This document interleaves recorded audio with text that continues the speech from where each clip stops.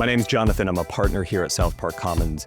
And for this episode of Minus One, we wanted to speak to someone who was very critical to the early stages of SPC, to our own Minus One. And that person's Anurag Goel, who is the founder and CEO of a company called Render, was employee number 8 at Stripe.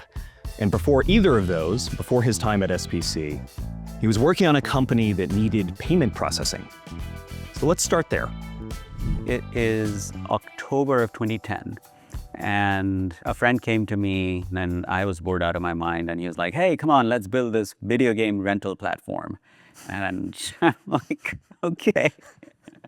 And so I coded up. It's one of those shared video game rental platforms where like people who have all these video games lying around can send their discs into the company's warehouses. Right, because you're like not using it anymore. Yeah, exactly. And then you can make money from it and so on. So like for something like this, I needed on-site payments. I wanted to look more legit because these guys are going to send all their video games to me. And they did. And I didn't want it to be just PayPal. And so again, in 2010, I went to this company called Braintree. And they refused. They were like, we're only give payments to VC-funded companies. And I'm like, dude, this is a side project. What are you talking about? So they're like, no, come back to us when you've raised funding for it. And I had read a post by Paul Graham who said, well, these two engineers are building this payments thing that's going to change how developers accept payments. And here's where you can go and sign up for your early access invite. And I did at the time, and then in December, I got an invite from John Collison, who's one of the founders, saying, yeah, come on, sign up. And I signed up, and Stripe at the time was called /dev/payments. It was a terrible name. Wait, /dev/payments? Exactly. It's Wow. a Linuxy name, Okay. because /dev is like a device thing, and they're basically Stripe saying is you better. Stripe is better. Yeah. Stripe's better, yeah. I integrate the thing, and it's not PCI compliant, mind you, at the time, and I just couldn't believe how easy it was.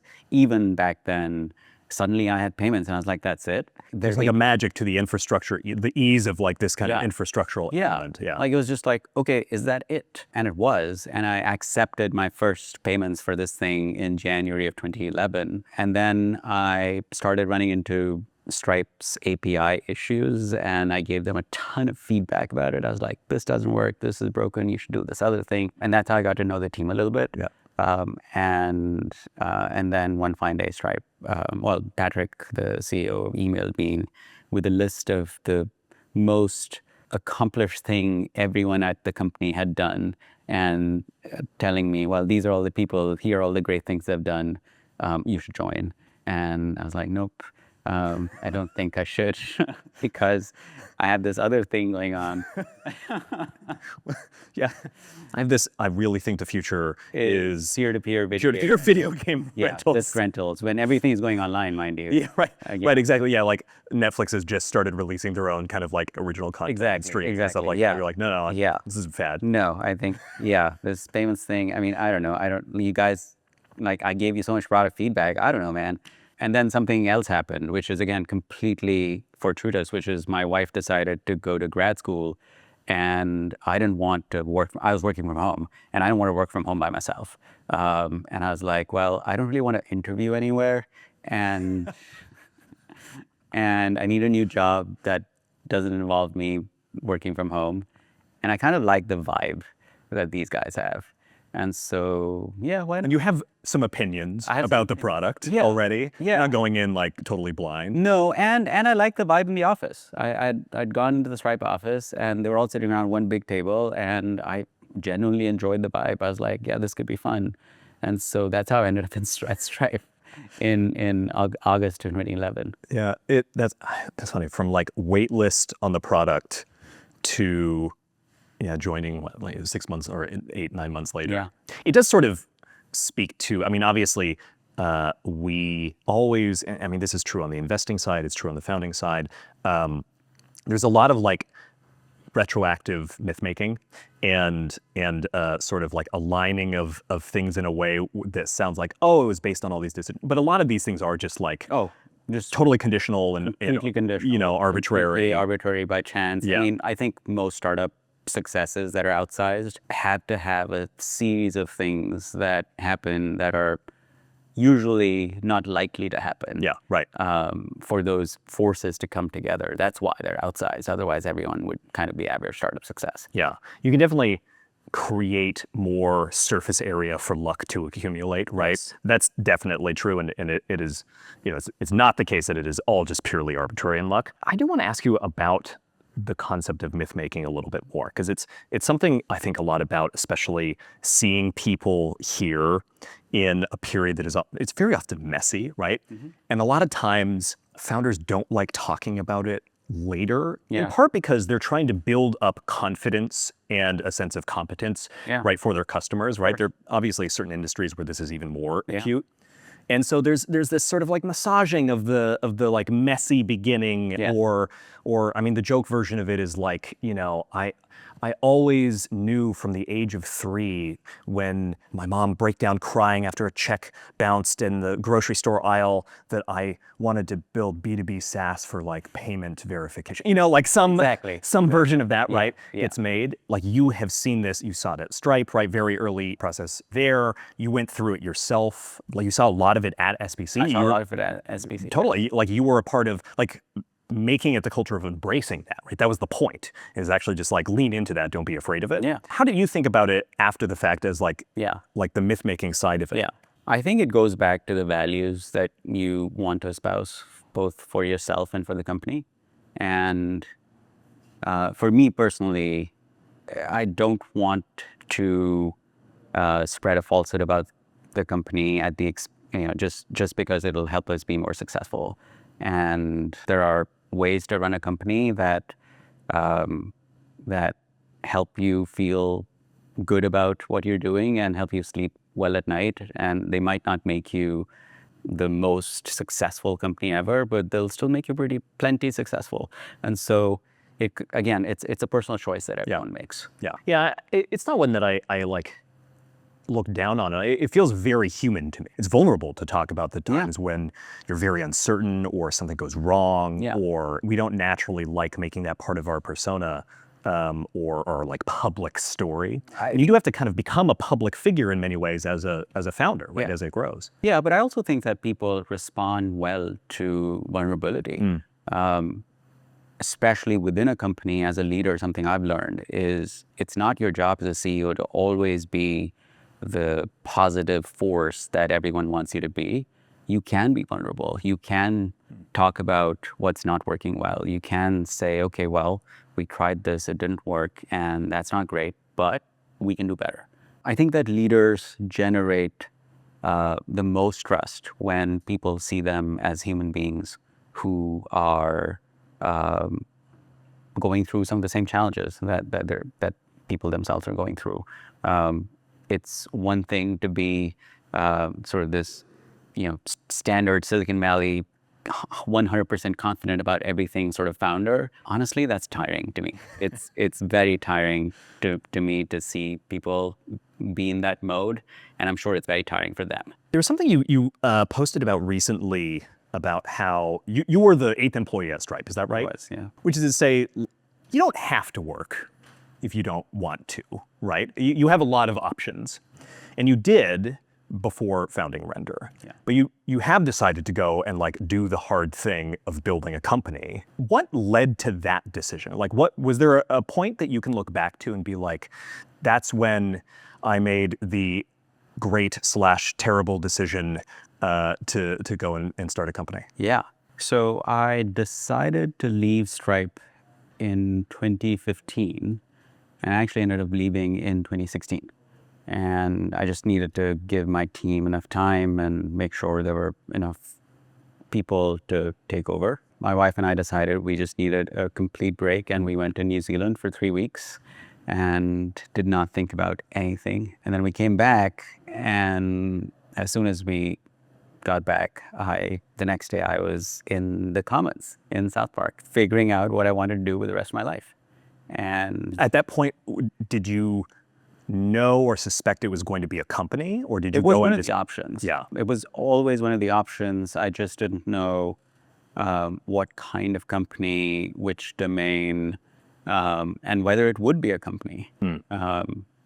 And the main thing that I knew that my wife and I decided after I left Stripe, where we had a lot of options, was we wanted to contribute in some way. We wanted to use this incredibly fortunate position that we found ourselves in and give back. And that would kind of be a way for us to spend the rest of our lives that we would feel good about. And for me, giving back meant using my experience, skills, and talent to solve a large problem that I would be excited about solving over the very long term. And most large problems take a while.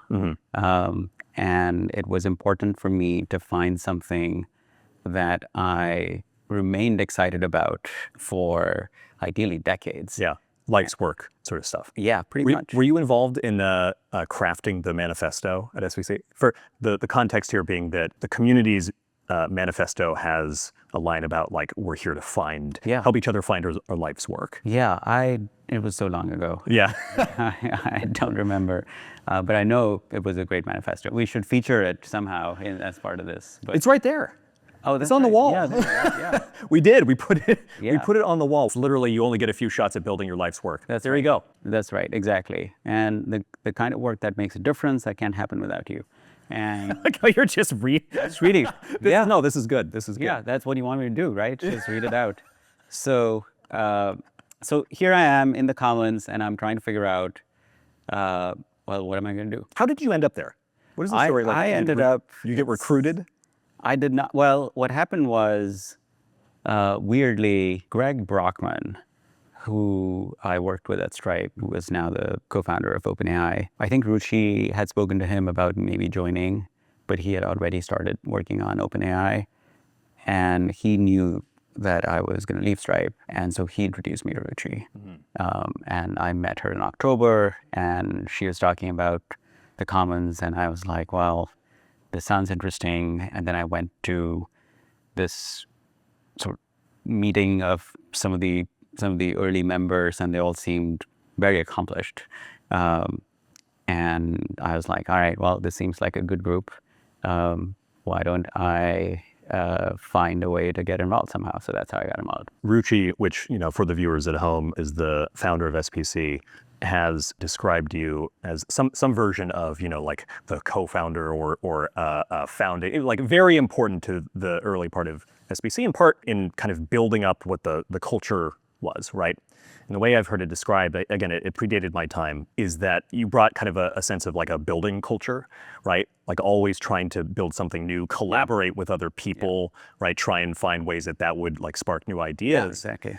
And that was also a pretty kind of key part from what I remember about like what led to Render. Of course. Right? Absolutely. Can you talk about that a little bit? Yeah. So the way I thought I would be able to figure out what I would feel excited about for an extended period would be to try to build things in specific domains. I decided that I wanted to solve problems by building software. And I spent about 6 months learning all I could about healthcare, spoke to a lot of people, including a lot of folks at the Commons, and then realized that the kind of software I want to build and healthcare problems don't go well together. At least at the time, that's what it felt like to me. And then I moved on from that and then looked at other problem areas like infrastructure for real-time communications or deep learning. I actually built a tiny company while at the Commons that made it possible for people to spin up a Jupyter notebook. Is this the one that is between Render and Stripe on your LinkedIn? Yes, that's I was just looking at that earlier. I was like, what's that one? That was a thing that I decided to build because I got into deep learning and I was taking this course online. And as part of that course, everyone had to spin up a Jupyter notebook on an AWS instance with a GPU attached to it. And that whole process of setting up this notebook took people who weren't familiar with AWS. It took them sometimes up to a month. And it just didn't make sense to me. And I was like, this is stupid. So why don't I just automate this thing? And so I think I've created what eventually became one of the first Jupyter notebooks backed by a GPU in the cloud. And And then I realized, and it got up to like 10,000 data scientists using it just sort of organically, just because it was so easy. This is where it goes back to what am I going to be excited about solving for the rest of my life. And I think as much as I love data scientists, we have them at Render, building for data scientists was not really the thing that I found myself being incredibly excited about. So I went back to, well, what do I actually enjoy? And it turns out, as I'd built all these things, I'd actually enjoyed automating the infrastructure behind building these products on the web. From my Stripe days, even before that, I'd always cared very deeply about developer productivity. And so when you combine developer productivity and cloud infrastructure, that combination seemed to really jump out at me. And that's how Render came about. Before we talk about that, I'm interested in the way you think about now and then also at the time about the idea of sort of like killing an idea and moving on, right? Yeah. So the way you just put it is you just didn't find yourself getting super excited about building for this particular kind of customer set or right. But at the same time, you had all of these people who wanted to use it, right? And were excited about it. And that's, I imagine like that's difficult, right? That's often what we have to like help people here figure out is like, I have some signal, but it's not quite enough that I'm like really convicted in the idea. How did you think about it at the time? Did you sit down and just go like, do I hate this or not? Or do I love this? Or like, was it that simple? Yeah, I think it was as simple as like, is this the thing that I want to be spending my life on? Like, what was the point that forced you to ask that question? When it got some traction. Yeah, because it's before it gets traction, you're just like, well, let me try to get some traction, see if it has legs. And then when it gets traction and you kind of see what it can become. You can project it into the future. A little bit further, because until you have traction, until you have some amount of product market fit, you don't really know what's going to become. And so after we had all these people using it, not we, I guess, the royal we, that's when it became real. Like, okay, do I want to be growing this into something? And then I had this other option, which is, okay, well, now I know how to build, and I've built all these amazing developer-facing, convenient infrastructure products.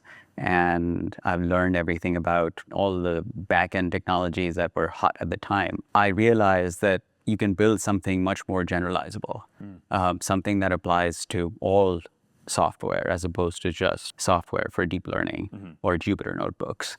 And that to me seemed like a much bigger problem, a much bigger scope, and something that could effectively keep me occupied for decades. We've talked about it, the kind of -1 design, that's the way we've formalized it, the terminology, right? Like basically what you were doing at SPC, helping to build the culture here, and then also figuring out what you want to do with Render. We often talk about it as like, oh, it's what happens before you start a company, right? And then you figure out what you want to build, and then you're off to the races. And one of the ways we've been thinking about it recently, and one of our other team members, Finn, wrote about this recently, is that it's actually a process that happens over and over again. Of course, yeah. Right, because you're constantly having to come up with a new strategy, a new product, serve a new, like go after a new opportunity, and you're sort of like back to -1 again. Like, what do we do? You know, we have to build a conviction in some sort of way forward. Now seems like a time where that's probably actually happening more and more often. It's more true than ever, right? Like you hear about all these refounding of companies that have been around forever. Yeah, and just like the pace of technology picks up. Everyone's like, okay, what is now possible with the latest version of this foundation model? Suddenly, like all these things are now right. So how do you think about that? Like as you have been growing the company, has your approach to it changed? Are there specific things that you've looked back on and like, oh, actually that thing that I did really early on is really useful as a way of thinking about doing it now? Yeah. So it's something that I think about all the time. It's something that our executive team thinks about all the time. And it goes back to, okay, well, every milestone you hit for revenue, it's 1 million, 50 million, 100 million. The next doubling, the next tripling, it's not going to be as easy because it's just the standard law of large numbers. So how are you going to think about things differently? And that's where I think the -1 mentality makes a lot of sense, because what got you there is not going to get you to the next stage. This is true for startups just across the board, and even for public companies, just any business, because if competition, because of how markets change. And so this is why it's so important to be thinking about competitive strategy in terms of how you're different and where you want to be different. And for us at Render, it starts from ultimately who we're trying to serve. And you could change that, but then you're a very different company. I think Render has always wanted to serve application developers, people who are building these applications, not the people who are building AWS infrastructure, not the platform engineers, although they also benefit from Render. But at the end of the day, it's the folks who are building applications, and these days AI apps and agents. And when we think about them, it's all a question of how are their needs changing. And we realized recently, for example, that of our top 30 customers by revenue, more than half are building some sort of LLM functionality into their app. Or building. Heard it's a thing nowadays, yeah. Yeah, it's a thing nowadays. And this wasn't true even 6 months ago, by the way. Really? It's kind of reached a tipping point. Yeah. And because of that, as we talk to these customers, we find that new problems are emerging that Render is actually uniquely positioned to solve. So for example, something that we excel at is running long-running compute workloads incredibly reliably, scalably for weeks, months at a time. And this is as opposed to some of the serverless architectures that you hear about, where you can run something for 5 minutes, but that's very different from keeping something running for months. And Render has built this incredibly reliable platform that runs applications for as long as people want to run them for. And that has allowed us to attract a lot of AI workloads that are coming to us from places like Cloudflare, places like Vercel, and even AWS Lambda, because all of these places are built for ephemeral execution. Whereas when you call out to an agent, it could take a while. When you want to run some sort of processing using an open source model, that could take a while. So people are realizing that these platforms, while they might be flashy, they're not the right fit to run AI workloads backends, and so we're seeing a big demand for that on Render. And in fact, even it's sort of a trend line, right? Like, what is the one of the benchmarks for agents and new models? Yeah, it's like how long long run exactly, right? Yeah, and so you're not going to be able to really run an agent and have it do what you want to do if you're cutting it off at 5 minutes, which is maybe the limit for your infrastructure provider. So because that's happening, now the folks on Render are saying, the customers, they're saying, okay, it isn't just the long running stuff that we need. We actually need everything else around it. There's a need for a suite of products that form together an agentic runtime.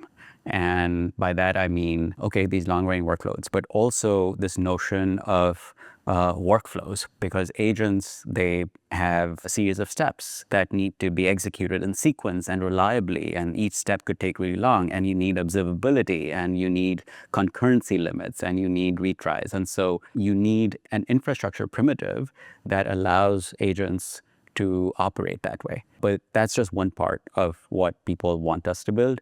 They want us to build an AI gateway. They want us to build sandboxes. They want us to build a shared file system. And they want us to build these things because they need them as they build agents. And right now, because Render doesn't have them, they have to go out to a bunch of point solutions. But they really don't want that. They want everything to be part of the same system, so you can get end-to-end observability, security, compliance, all of that. And it's one bill. Yeah, I mean, is this a case where it's like just the demand happened so quickly and was so clear that it's like, all right, now you have to kind of prioritize which you want to do? Or, I mean, we were talking a little bit earlier about part of the difficulty here, and this is also true, with the data science product that you created, is you have customers paying you for something else, and then suddenly there's this other thing where there's a bunch of demand for it, and maybe they fit together, or maybe it's they're complementary, but maybe it's you have to think about, okay, where do we want to focus the company, right? Are there ways that you've gone about sort of managing that decision tree? Yeah, absolutely. So I still think that building this is a bet. It's not a clear-cut thing that will definitely succeed. We don't know how the demand is going to change. And in fact, there are people at Render who are like, well, if you want to make Render the best place for AI apps and agents, what about the AI bubble? What happens when it bursts? And my point when that comes up is, look, yeah, there might be a valuations bubble. There probably is. But real value is being created. We're all using AI every day, and people are building genuinely useful apps using LLMs. So it's not like the crypto bubble. Forgive me for saying anything about that, but certainly there is much more value that I see here, and that developers see, that application developers see. And so you could either, put your head in the sand and say, oh, we're just going to be the naysayers, and we know that the bubble is going to burst. And at this point, that's actually just everyone's opinion, and we'll just be right at some point. Or you could say, you know what, the bubble, yeah, maybe there is one, maybe there isn't. But the rational thing to do right now is to assume that things will work out in some form, and people had these problems today, so why don't we solve them? And we'll see what happens when the bubble bursts. Yeah. And so that's for us a -1 to 0 step. Yeah. For, okay, let's jump into this with our customers. Let's figure it out together. It's ultimately, it is still a bet. Yeah, it is still a bet because the shape of the product is still very unclear. Yeah. Everyone's still trying to figure out what agentic memory means. How are you going to build an agent memory infra primitive if people are still trying to understand agent memory? Yeah. Being at SPC kind of gives you I think a pretty good sense of the way that everyone actually kind of has whiplash right now, and everyone, no one is able to keep, right? We get in people who were at, the major AI research labs, and they're like, oh, I can't keep up with it. Yeah. I couldn't keep up with what was in my own company. I was and then you, as someone who is building for people who are feeling that, but are still building new products on top of this new technology, ultimately, you're not going to have certainty about anything, right? But you do have to try and build conviction in something. And I think you have to be really good at customer discovery.